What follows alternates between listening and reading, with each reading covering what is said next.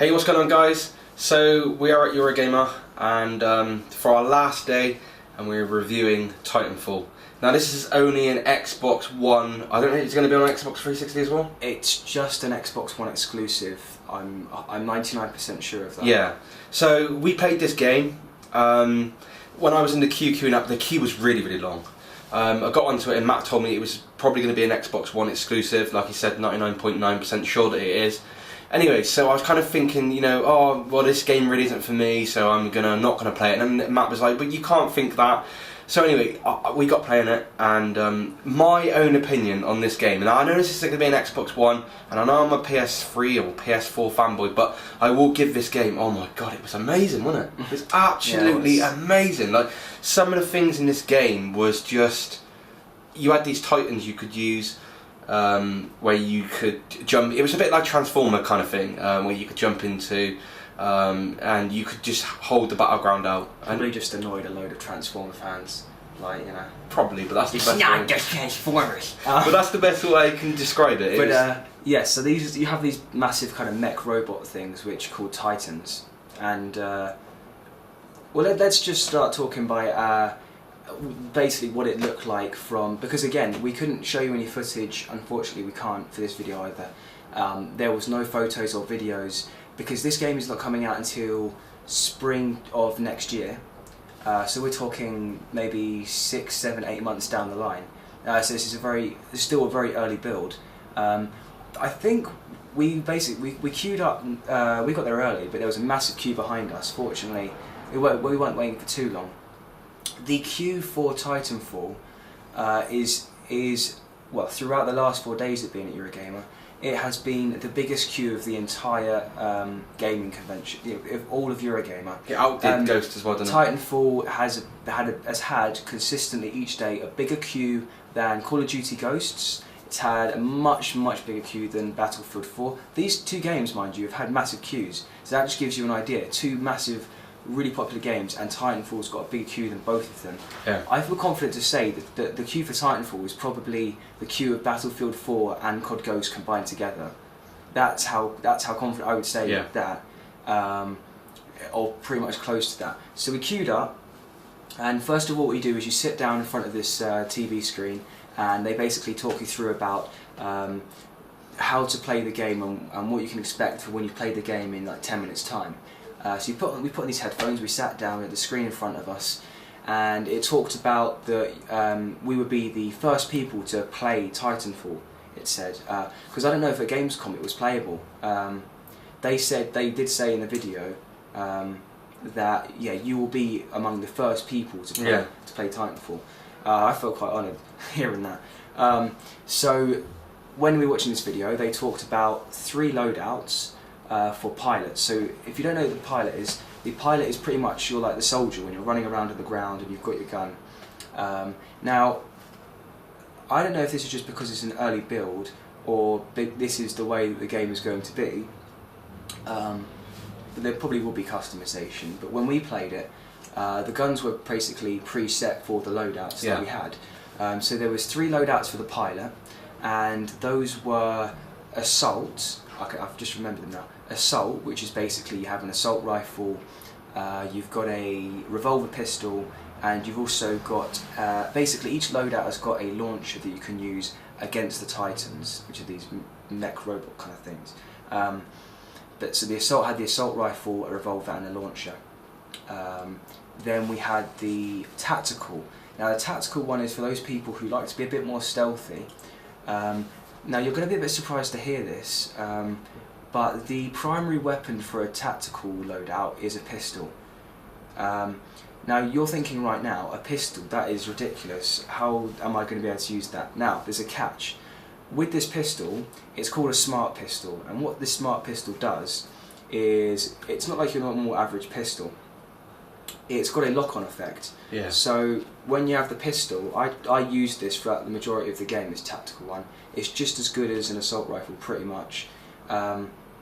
It's a pistol that's got a laser kind of beam that kind of curves. So when you go near enemies, the beam it can curve to multiple enemies and it locks onto them basically. So if they're running, this might sound a little bit overpowered, but trust me, it's not. It balances perfectly just fine, but it might sound like it's not. So if a player's running off, the bullets, when you shoot them, because they've locked on, they take a little bit of time to lock onto the enemies. When you fire them, the bullets will actually curve round on a projectile to make sure they hit the enemy, depending on how they're running or moving. If the pilot, and this is why it's a bit balanced, if the pilot is using his jetpack, jumping and then free running and jumps off, it's very hard for the smart pistol to track that, and it loses its target on them. Yeah. So they can get away from that quite quickly. But if they're just running on the ground and a guy's got a smart pistol pointing at you, you're screwed. Now, there's also 3 Titans. Do you want to talk a little bit about the different types of Titans and some of their abilities? You've got the one which does the ability of the bullets. Just talk a bit about some of the things. I don't know what they're actually called because I only use one Titan. I'll help you out a little bit. So there was the top one was the main battle Titan. Yeah, You had the heavy weapons Titan, and then there was another one which I can't remember what it was called. It was like a rocket launcher one, was it? Yeah, there was. Maybe we want to talk about the heavy weapons one with that big cannon thing and some of the other ones. I don't know what ones you used. Okay, so I used a Titan, and it looks a bit like a transformer thing, I don't know. But you jump into it, it closes all around you, and you grab these big trigger things, and then you've got your big gun, and it's a massive chain gun, and it just fires a chain of bullets, and then you have to reload. That's the heavy weapons one. The heavy weapon. The cannon. Yeah. One of the abilities, whichever one that on that Titan was, I can't remember which one it was, but you've got an ability where if enemies are shooting a load of bullets around you, because a Titan will go down quickly if there's a load of enemies shooting at you, so it's not like you OP in this big Titan. So you can use this ability, and it's a bit like a magnet. When the bullets come for you, it traps the bullets in this magnet. If you see them floating, they're floating all around you. But if you hold the bullets for too long, the bullets will cause damage to you. So what you do is you hold them, and then you let them go, and then if they fire a load of bullets, the bullets are then redirected back to it's wherever you point them, I think. Yeah. So you collect them, and then you might there might be a pilot on the ground that fires them at you. You collect the bullets and you point towards a Titan and then throw them. So all those bullets and all those rockets that they fired, you could direct them right back at a Titan, but if you hold it for too long, you can kill yourself. You've also got this other thing where if you're overheating, for instance, like a load of bullets have been hitting you, you've got this button called eject, and you will eject into the sky and you'll come down. Titans and pilots can only aim up so far, so when you have the ability to jump down, and when you hit the floor, you won't die. But you can also run across walls and stuff like that, which is pretty epic. Not in Titans you can't. No, so as a pilot, it's a very simple mechanic of, for those of you wondering how easy is it for me to do a bit of parkour running along the map, it's very simple. It's one button, it's just the A button. Now I could be running, I just basically jump towards a wall at an angle, and it will automatically start running along that wall for me. You can tell that the maps are designed in such a way to allow some really great things in terms of leaping from one wall to another, to jumping through a window. It's all set up architecturally to set you up for some really great plays. One thing they mentioned in the video before we played the game was that it is actually possible on the map that we played on, and this map was called Angel City, and it was set up like a metropolis kind of city. And what you could do is they said you could get across the entire map without touching the floor. Like you get from one end of the map to the other without touching the floor, just using using the mobility of the pilots and them running from the walls, jumping from others. And you've also got a double jump feature as well. So you press A, and while you're in midair, you press it again. A again. Yeah, and then you can climb up. So you can get onto buildings really easy on top of them. So you could be on a 3-story building, and you're on the floor. You jump again, and then it will automatically jump you up to the position that you want to get to. There was the unique thing they said is that when the match ends, the game doesn't. So there's this epilogue feature. That's the very end of the game. That's it. And if you want to talk a little bit about the epilogue after you've been defeated or won the game. So say Matt was on the other team and we lost. You go into epilogue where you have a certain time limit of, even though the game has been defeated and I've lost, you get a certain time limit. So basically the mothership is over. So it's not mothership. It's not aliens. No. Mothership. You know, it's a dropship. Yeah, it's a dropship basically. I couldn't think of the word.